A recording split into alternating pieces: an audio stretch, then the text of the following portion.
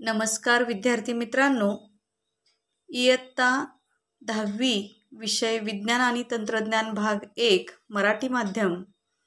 विद्यार्थी मित्रांनो, घटक चाचणी क्रमांक 1 चा नमुना प्रश्नपत्रिका कसा असतो या विषयीची नमुना प्रश्नपत्रिकेचे स्वरूप आज आपण या व्हिडिओमध्ये पाहणार आहोत.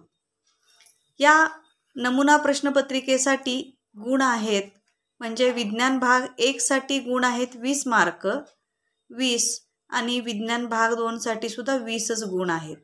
वेळ आहे 1 तास. आता या विज्ञान भाग 1 विज्ञान आणि तंत्रज्ञान भाग 1 मध्ये आपल्याला कृतीपत्रिका जी म्हणजे ह्या प्रश्नपत्रिकेमध्ये कृतीपत्रिका जी दिलेली आहे यासाठी काही सूचना आहेत. यामधील सूचना पहिली सूचना जी आहे की सर्व प्रश्न क्रमाने सोडवावयाचे आहेत. सर्व प्रश्न आवश्यक आहेत आणि आवश्यक तेथे आकृती काढावयाची आहे.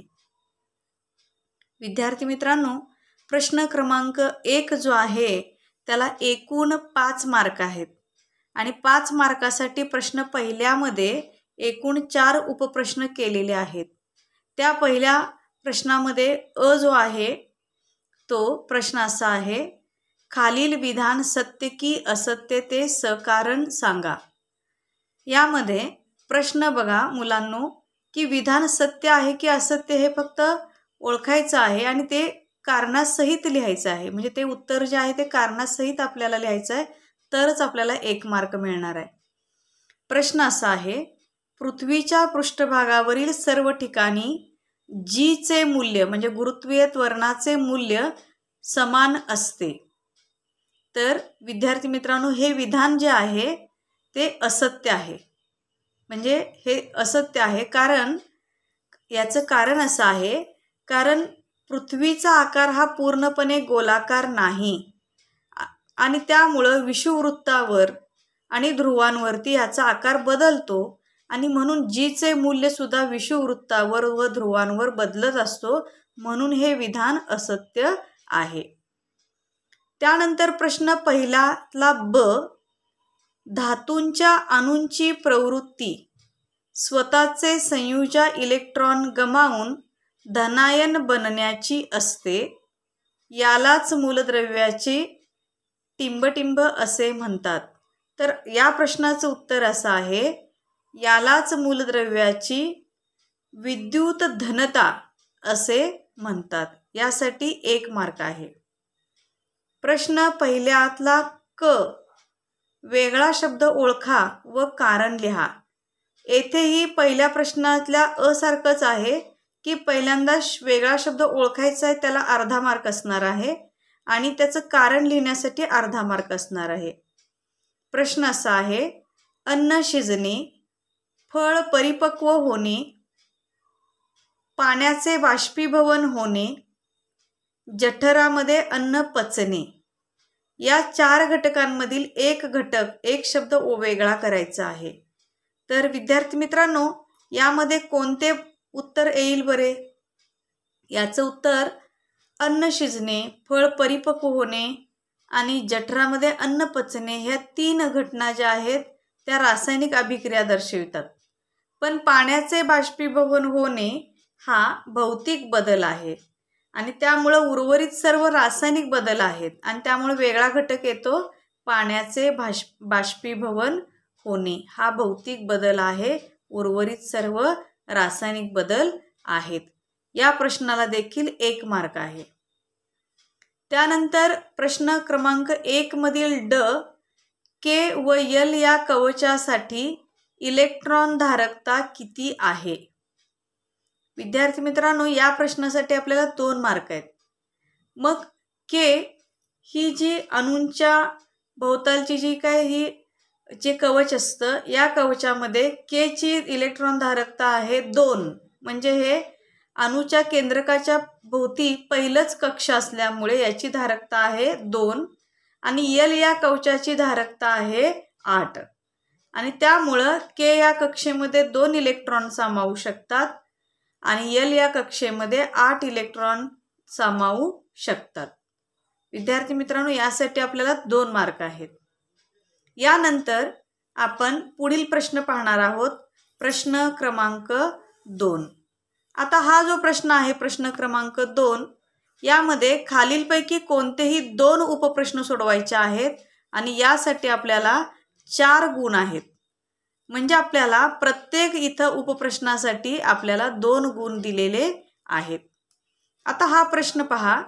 प्रश्न क्रमांक 2 मधील पहिला जो आहे, पुढील तक्त्यातील 3ही स्तंभातील नोंदींमधील संबंध लक्षात घेऊन त्याप्रमाणे तक्ता परत लिहा. यामध्ये आपल्याला या तक्त्यामध्ये एकूण 3 कॉलम केलेले आहेत आणि पहिला कॉलम जो आहे म्हणजे तर या तक्त्याचा आपल्याला दुसरा नंबरचा कॉलम आणि तिसऱ्या नंबरचा या दोन्ही स्तंभातील म्हणजे या 3ही स्तंभाचं काय करायचं आहे, आपल्याला जोड्या जुळवायच्या आहेत. आता पहिल्या स्तंभामध्ये आपल्याला दिलेलं आहे वजन. तर दुसऱ्या स्तंभामध्ये आपल्याला ज्या गोष्टी दिलेल्या आहेत त्याच्यामध्ये काही परिमाण दिलेले आहेत. पहिल्याचं दिलेलं आहे मीटर पर सेकंडचा वर्ग, दुसरा आहे न्यूटन आणि तिसरा आहे केजी. तर इथे आपण वजन जे आहे ते न्यूटन हे त्याचं उत्तर येणार आहे. आणि याचं तिसरा जो स्तंभ आहे याच्यामध्ये आपल्याला दिलेला आहे हे उंचीवर अवलंबून आहे का, जडत्वाचे माप आहे का, पृथ्वीच्या केंद्राजवळ 0. तर वजन हे पृथ्वी उंचीवर अवलंबून आहे. म्हणजे इथं आपल्याला हा उपप्रश्न जो आहे यामध्ये वजन म्हणजे पहिल्या कॉलममध्ये वजन, दुसऱ्या कॉलममध्ये न्यूटन आणि तिसऱ्या कॉलममध्ये उंचीवर अवलंबून आहे असं याचं उत्तर असणार आहे. यानंतर पहिल्या स्तंभातील दुसरा घटक जो आहे गुरुत्वत्वरण, गुरुत्वत्वरणामध्ये मीटर पर सेकंड स्क्वेअर हा दुसरा स्तंभ याच्याशी योग्य आहे आणि याचं तिसरा स्तंभातलं उत्तर असणार आहे पृथ्वीच्या केंद्राजवळ 0. या पद्धतीने याचं उत्तर असणार आहे. आता यानंतर म्हणजे हा दुसरा कॉलम जर याच्या बरोबरीनं दुसरा आणि तिसरा कॉलम बरोबर असेल तर पहिला म्हणजे पहिला, दुसरा, तिसरा या प्रत्येक सरळ 3ही कॉलम बरोबर असतील तर इथं आपल्याला 1 मार्क असणार आहे. तसंच दुसरा कॉलम पण 3ही स्तंभ आपल्या जर योग्य जुळले तर त्याला 1 मार्क, असे 2 मार्क याला असणार आहेत. त्यानंतर प्रश्न क्रमांक 2 जो आहे, जर एका प्रश्न दुसऱ्यातला उपप्रश्न 2 जो आहे, जर एका ग्रहावर एक वस्तू 5 मीटरवरून खाली येण्यास 5 सेकंद घेत असेल तर त्या ग्रहावरील गुरुत्वत्वरण किती आहे. म्हणजे विद्यार्थी मित्रांनो, आता हा जो प्रश्न दिलेला आहे आपल्याला, या प्रश्नाचं आपल्याला दिलेल्या गोष्टी ज्या आहेत त्या दिलेल्या गोष्टींमध्ये परत एकदा मी आपण प्रश्न वाचूया की जर एका ग्रहावर एक वस्तू 5 मीटरवरून खाली येण्यास 5 सेकंद घेत असेल तर त्या ग्रहावरील गुरुत्वत्वरण किती. तर आता याच्यामध्ये दिलेल्या गोष्टी ज्या आहेत, यू बरोबर सुरुवातीचा वेग जो आहे तो कसा असणार आहे, 0 मीटर पर सेकंद. त्यानंतर इथं आता ही वस्तू खाली येण्यास 5 सेकंद लागतात, त्यामुळे यस बरोबर 5 मीटर. म्हणजे आता यस हा काय आहे इथं डिस्प्लेसमेंट, आणि म्हणून इथं झालेलं विस्थापन जे आहे ते 5 मीटर आहे. त्यानंतर टी हा जो आहे, टी म्हणजे लागलेला कालावधी, हा लागलेला कालावधी जो आहे तो किती आहे 5 सेकंद. आणि आपल्याला काय काढायचं आहे, जी ची व्हॅल्यू काढायची आहे. मग आपल्याला जी म्हणजे गुरुत्वत्वरण ही व्हॅल्यू काढायची आहे. तर याच्यासाठी आता आपण हे सूत्र वापरायचं आहे, डिस्प्लेसमेंट म्हणजे विस्थापन बरोबर 1/2 यस बरोबर 1/2 जी गुणिले टीचा वर्ग. आपण ह्या किमती ज्या दिलेल्या आहेत यू, यस आणि टी, ह्या किमती आपण इथं घालणार आहोत. आता इथं पहा, यसच्या जागी आपण 5m ही किंमत घालणार आहे. 5m यसच्या ठिकाणी आपण इथं 5m ही किंमत घातली बरोबर 1/2 जी ची जी व्हॅल्यू आहे ती आपल्याला काढायची आहे. त्यानंतर टी म्हणजे आता इथं टी किती दिलेला आहे 5 सेकंद आहेत, ती व्हॅल्यू आपण इथं घातलेली आहे 5 सेकंदचा वर्ग. विद्यार्थी मित्रांनो, आता हे पहिल्यांदा सोडवत असताना 5m आपण आहे असे उतरून घेतले. हा जी जो आहे तो इकडे गुणाकार असल्यामुळे g/2 गुणिले 5s वर्ग. आता 5s वर्ग म्हणजेच 5 सेकंदचा वर्ग, 5चा वर्ग इथे येणार आहे 25. म्हणजेच ह्याचंच उत्तर असं येणार आहे की यामध्ये हा इथं येणार आहे 25. म्हणजे इथं हे काय होणार आहे की हे 5 जे आहे ते इकडं गुणिले आहे, त्याला इकडं आलेलं की काय होणार आहे ते भागिले 5 दुने 10. आणि आता इथं 10 म्हणजेच इथं 25 याच्यामध्ये हा जो 2 आहे किंवा हा 2 आहे तो इकडं नेला आपण तर बे दुने म्हणजेच बे पंचे 10 म्हणजे इकडं 10 येणार. 10 बरोबर जी. आता जी इकडं गुणिले आहे म्हटल्यावर हा जी एक आपण काय करूया पलीकडं नेऊया आणि इकडं काय येणार आहे हा 10 इथं येणार आहे म्हणजे 10/25.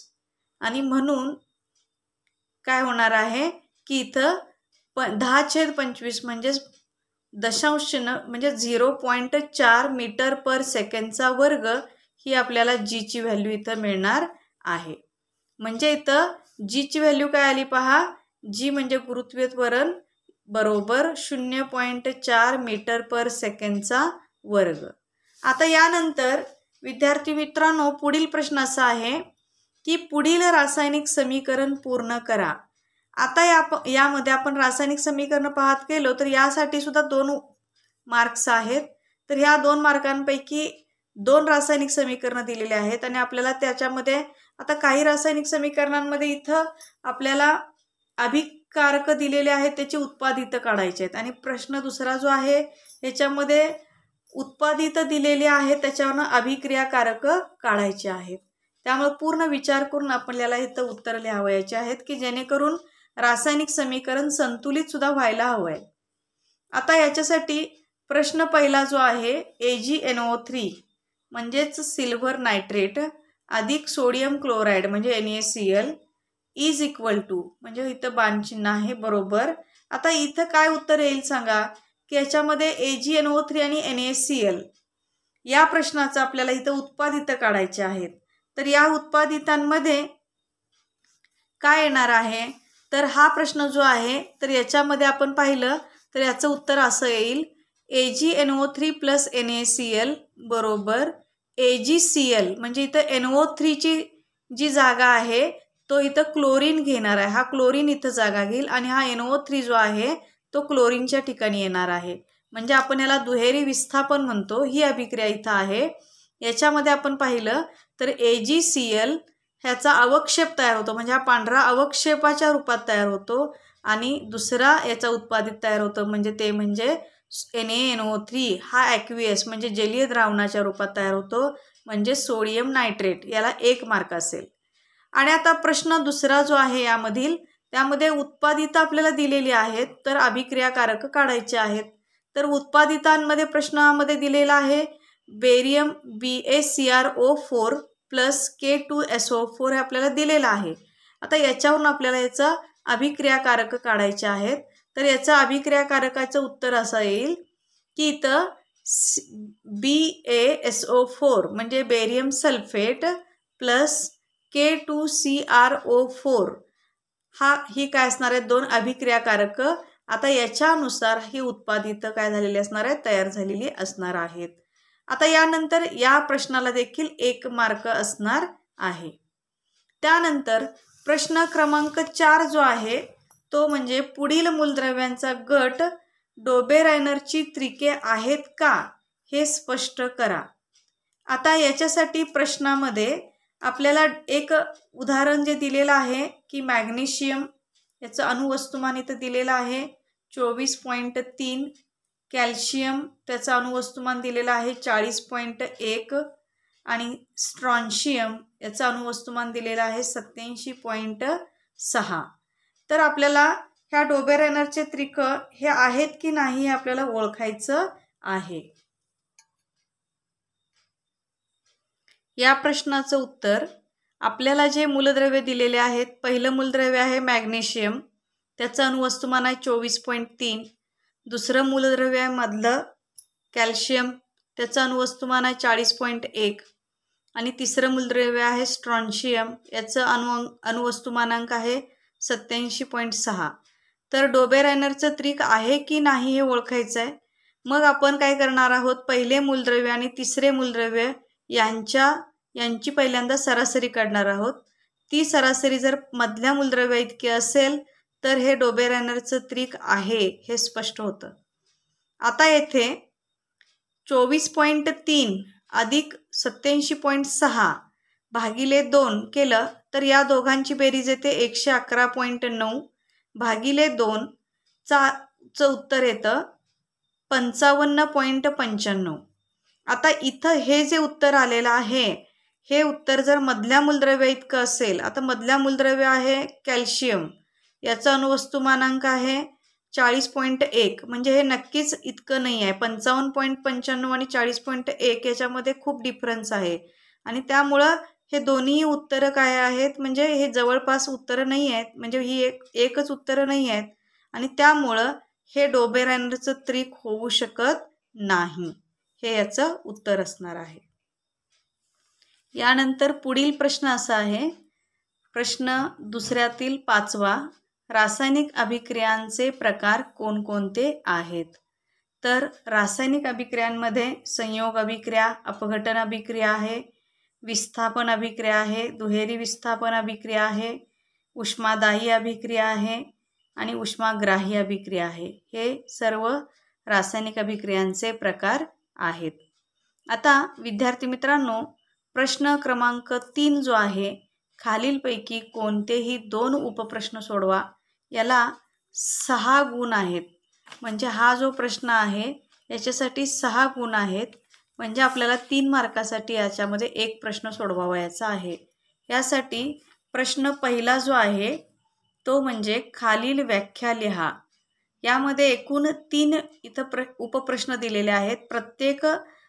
प्रत्येकाची इथं व्याख्या लिहायची आहे. अ, ब आणि क यामध्ये गुरुत्व, त्वरण, मुक्तिवेग आणि अभिकेंद्री बल या प्रत्येक 3मध्ये प्रत्येकाचे एकेकाचे व्याख्या ही 1-1 मार्कासाठी असणार आहे. आता प्रथमतः गुरुत्व त्वरण याची व्याख्या अशी आहे, पृथ्वीच्या अगर इतर ग्रहाच्या, उपग्रहाच्या आणि किंवा ताऱ्यांच्या गुरुत्वीय बलामुळे वस्तूचे त्वरण होते आणि या त्वरणास पृथ्वीचे गुरुत्व त्वरण असे म्हणतात.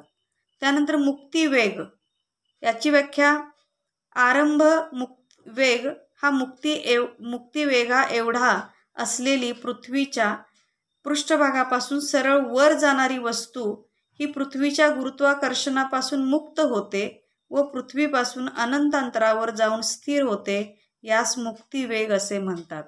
आणि तिसरा आहे अभिकेंद्री बल. यामध्ये वर्तुळाकार कक्षेमध्ये फिरणाऱ्या कोणत्याही वस्तूवर वर्तुळाच्या केंद्राच्या दिशेने बल प्रयुक्त होत असते, या बलास आपण अभिकेंद्री बल असे म्हणतात. आता ह्या प्रत्येकासाठी 1-1 मार्क असणार आहे. यानंतर प्रश्न तिसऱ्यातील 2 जो आहे की वर्णनावरून आपण काय करायचं आहे, मूलद्रव्याचे नाव व संज्ञा लिहा. आता इथं 3 मार्कासाठी 3 उपप्रश्न दिलेले आहेत. आता याचं पहिल्यांदा अचं वर्णन पाहूया. सर्वात लहान आकारमानाचा अणू कोणता आहे ते ओळखायचं आहे. विद्यार्थी मित्रांनो, सर्वात लहान आकारमानाचा अणू जो आहे तो हायड्रोजन आहे. दुसरा उपप्रश्न आहे, सर्वात कमी अणुवस्तुमानाचा अणू. सर्वात कमी अणुवस्तुमानाचा अणू जो आहे तो म्हणजे हायड्रोजनच आहे. आणि तिसरं आहे, सर्वाधिक विद्युत ऋण अणू हा फ्लोरीन आहे.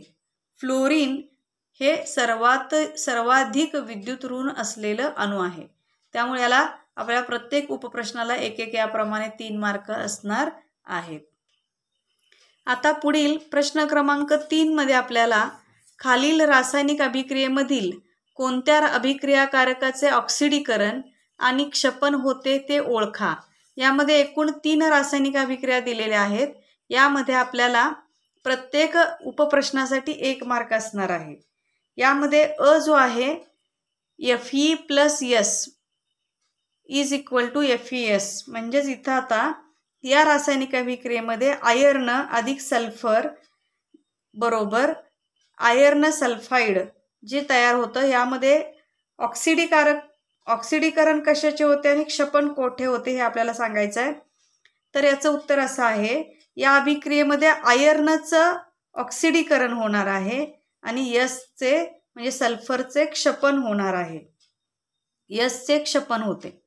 दुसरी रासायनिक अभिक्रिया जी आहे 2Ag2O. आता याच्यामध्ये पहा, याच्या is equal to 4Ag + O2.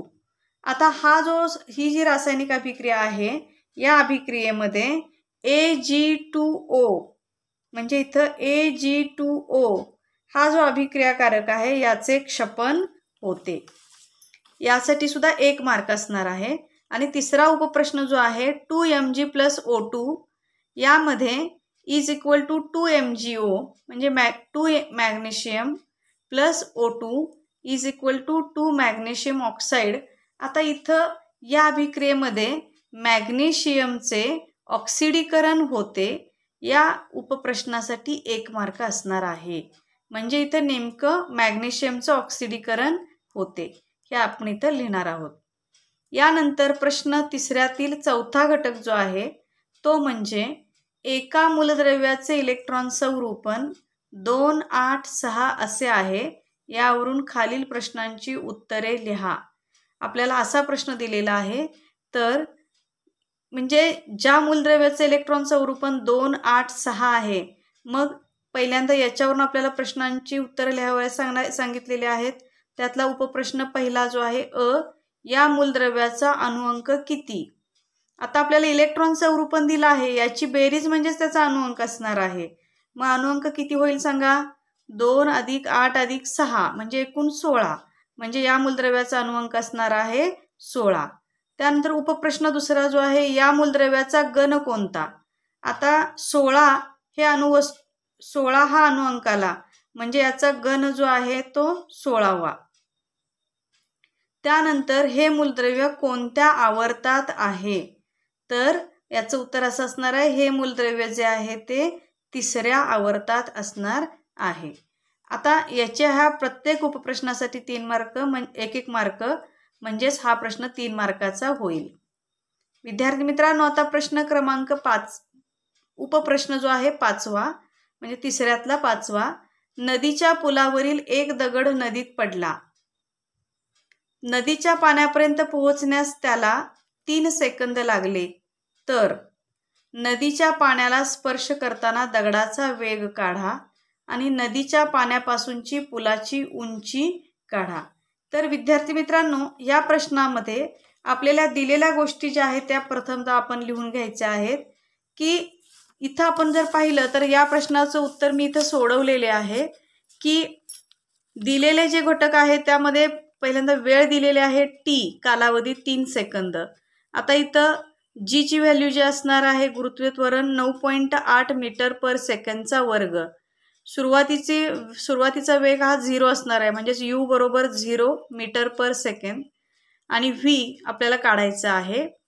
h म्हणजे उंची पण काढायची आहे. मग इथं आपल्याला जे सूत्र आहे पहिलं की v = u + gt. मग इथं आपण u ची किंमत घातलेली आहे 0 मीटर/सेकंद अधिक 9.8 मीटर/सेकंदचा वर्ग गुणिले 3 सेकंद. टी ची व्हॅल्यू किती आहे 3 सेकंद. आता इथं गुणाकार जो आहे म्हणजे इथं 0 अधिक 9.8चं उत्तर येणार आहे 9.8च आणि 9.8 गुणिले 3 म्हणजेच इथं याचा आन्सर असणार आहे 29.4 मीटर/सेकंद. हे त्याचा पहिल्याचं उत्तर असणार आहे. म्हणजेच त्यानंतर दुसरा उपप्रश्न जो विचारलेला होता तो म्हणजे दुसरा उपप्रश्न आपल्याला विचारला होता तो म्हणजे नदीच्या पाण्यापासूनची पुलाची उंची काढा. तर इथं आपल्याला पुलाची उंची काढायची आहे. तर यासाठी जे सूत्र आपण वापरणार आहोत ते म्हणजे डिस्प्लेसमेंटचं, विस्थापनाचं. S = ut अधिक 1/2 gt वर्ग. यामध्ये आपण पुन्हा किमती घालणार आहोत. u चा किंमत आहे 0 मीटर/सेकंद गुणिले 3 सेकंद. टी ची व्हॅल्यू आहे 3 सेकंद अधिक 1/2 गुणिले इथं आता जी ची व्हॅल्यू आहे 9.8 अधिक 3 सेकंदचा वर्ग. मग आता इथं 3 गुणिले 0 म्हणजे इथं उत्तर येणार आहे 0 अधिक 1/2 गुणिले 9.8 म्हणजे इथं काय होणार आहे 9.8 गुणिले 1/2 म्हणजे ह्या 2 आपण काय करायचं ह्या 9.8ला काय करायचं आहे भाग द्यायचा आहे म्हणजेच याचा आन्सर येणार आहे 4.9 आणि त्यानंतर इथं 3चा वर्ग म्हणजे काय येणार आहे इथं 9 म्हणजे 4.9 गुणिले 9 म्हणजेच इथं आन्सर येणार आहे उत्तर असणार आहे यस बरोबर म्हणजेच विस्थापन बरोबर 44.1 मीटर म्हणजेच आपल्याला हे जे आन्सर आहे ते नदीच्या पानापासूनची पुलाची उंची जी आहे ती उंची जी आहे ती 44.1 मीटर इतकी असणार आहे। आता यानंतर विद्यार्थी मित्रांनो आपण शेवटचा प्रश्न जो आहे तो म्हणजे प्रश्न क्रमांक 4 हा 5 मार्कासाठी प्रश्न असणार आहे। या प्रश्नामध्ये कोणताही एक उपप्रश्न सोडवायचा आहे आणि यामध्ये आपल्याला प्रश्न क्रमांक 1 जो आहे पुढील तक्ता जुळवा यामध्ये अभिक्रियाकारक दिलेले आहेत उत्पादित हा मधल्या स्तंभामध्ये आहेत आणि तिसरा रासायनिक अभिक्रियेचा प्रकार। आता आपल्याला इथं पहिल्यांदा दिलेला आहे HCl अधिक NaOH। आता हे अभिक्रियाकारक दिलेले आहे म्हणजे आपल्याला याचं उत्पादित नक्कीच ओळखता येईल।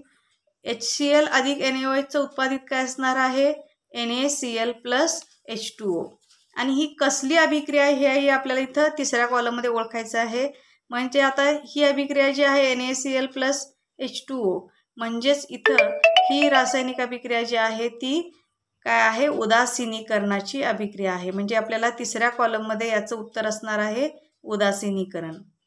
त्यानंतर दुसरा प्रश्न आहे BaCl2 बेरियम क्लोराइड हे ॲक्वियस आहे प्लस झिंक सल्फेट ॲक्वियस आहे तर याचं उत्पादित असणार आहे BaSO4 plus ZnCl2 zinc chloride aqueous तर हे काय आहे दुहेरी विस्थापन आहे म्हणजे दुहेरी विस्थापन हे काय होणार आहे इथं तिसऱ्या कॉलममध्ये याच्या समोर इथं दुहेरी विस्थापन येणार आहे। त्यानंतर 2AgCl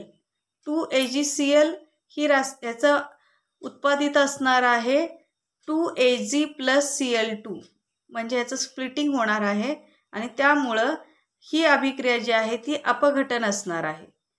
त्यानंतर copper sulphate aqueous plus iron ही रासायनिक अभिक्रिया जी आहे अभिक्रियाकारक याच्यापासून तयार होणारं उत्पादित जे आहे त्यामध्ये FeSO4 प्लस कॉपर आणि ही रासायनिक अभिक्रिया जी आहे ती विस्थापनाची असणार आहे।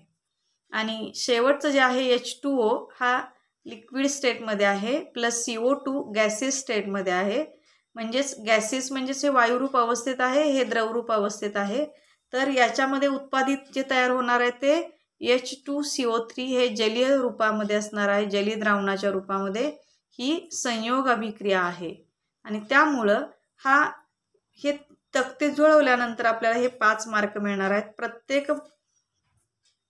प्रत्येक ह्यामध्ये जो उपप्रश्न आहे त्यासाठी काय असणार आहे आपल्याला 1-1 मार्क असणार आहे। त्यानंतर विद्यार्थी मित्रांनो यामध्ये शेवटचा प्रश्न असा असेल की केपलरचे 3 नियम लिहा आणि त्यामुळे न्यूटनला आपल्या गुरुत्व सिद्धांत मांडण्यात कशी मदत झाली हे आपण एक्सप्लेन करणार आहोत। याच्यासाठी केपलरचे पहिला नियम जो आहे तो म्हणजे ग्रहाची कक्षा ही लंबवर्तुळाकार असून त्या सूर्य त्या कक्षेच्या एका नाभीवर असतो हा पहिला नियम। दुसरा नियम आहे ग्रहाला सूर्याशी जोडणारी सरळ रेषा ही समान कालावधीत समान क्षेत्रफळ व्यापन करते आणि तिसरा समान कालावधीत ग्रहाचे विस्थापन हे A to B C to D आणि E to F असे होते तर आकृतीमधील ASB CSD ESF ही क्षेत्रफळे समान आहेत। आणि त्यानंतर केपलरचा तिसरा नियम जो आहे तो तिसरा नियम सूर्याची परिक्रमा करणाऱ्या ग्रहाच्या आवर्तकालाचा वर्ग हा ग्रहाच्या सूर्यापासूनच्या सरासरी अंतराच्या घनाला समानुपाती असतो म्हणजे ग्रहाचा आवर्तकाल T असेल व सूर्यापासून ग्रहाचे सरासरी अंतर R असेल तर T चा वर्ग हा R च्या घनाच्या समानुपाती असतो आणि म्हणून T वर्ग छेद R घन बरोबर स्थिर याला आपण K मानणार आहोत। आता यासाठी सोयीसाठी आपण ग्रहाची कक्षा वर्तुळाकार घेऊ म्हणजेच S बरोबर वर्तुळाचे केंद्र P हे ठराविक क्षणी ग्रहाचे स्थान आणि R ही वर्तुळाची त्रिज्या असेल तर आर ही वर्तुळाची त्रिज्या जर घेतली तर येथे ग्रहाची चाल एकसमान असून ती व्ही बरोबर वर्तुळाचा परिच्छेद ग्रहाचा सूर्याभोवती फिरण्याचा आवर्तकाल असेल. म्हणजेच वर्तुळाचा परिघ आपण आता इथं 2πr घेणार आहे आणि ग्रहाचा सूर्याभोवती फिरण्याचा आवर्तकाल हा कॅपिटल टी या अक्षराने दाखवणार आहोत. आणि म्हणून ग्रहाचे वस्तुमान यम असल्यास, स्मॉल यम असल्यास अभिकेंद्री बल बरोबर एफ बरोबर mv² वर्ग आर. म्हणजेच आपण इथं एफ बरोबर कॅपिटल एफ जो आहे एफ बरोबर एम गुणिले आपण इथं कंसात 2πr/t² आर. म्हणजेच आपण याचं आता इथं असं रूपांतरित करणार आहोत 4π वर्ग mr² आर बरोबर इथं आता 4π वर्ग mr. आता ह्यातला हा आर आणि हा आर यातला एक जाणार आहे म्हणजे mr. इथं आरचा वर्ग असल्यामुळे एक आर जाणार आहे, एक आर राहणार आहे /t². आता केपलरच्या तिसऱ्या नियमानुसार, केपलरचा जो तिसरा नियम आहे त्या केपलरच्या तिसऱ्या नियमानुसार t² बरोबर kr² म्हणून f बरोबर 4π वर्ग गुणिले mr/kr² बरोबर 4π वर्ग m/k/r² आणि म्हणून f हा 1/r² काय आहे व्यस्तानुपाती आहे. म्हणजे इथं f हा r² व्यस्तानुपाती आहे. हेच आपल्याला इथं काय झालेलं आहे म्हणजे इथं केपलरचा नियम आणि आपण इथं मांडलेली आहे. या प्रश्नामध्ये इथं 5 मार्क याच्यासाठी असणार आहेत. विद्यार्थी मित्रांनो, असे उपप्रश्न इथं आपल्याला दिलेले असणार आहेत. आपण 20 मार्कासाठी आपल्याला आता या घटक चाचणीला प्रकरण क्रमांक 1 व प्रकरण क्रमांक 2 असा अभ्यासक्रम असणार आहे. याची नोंद घ्यायची आहे. धन्यवाद.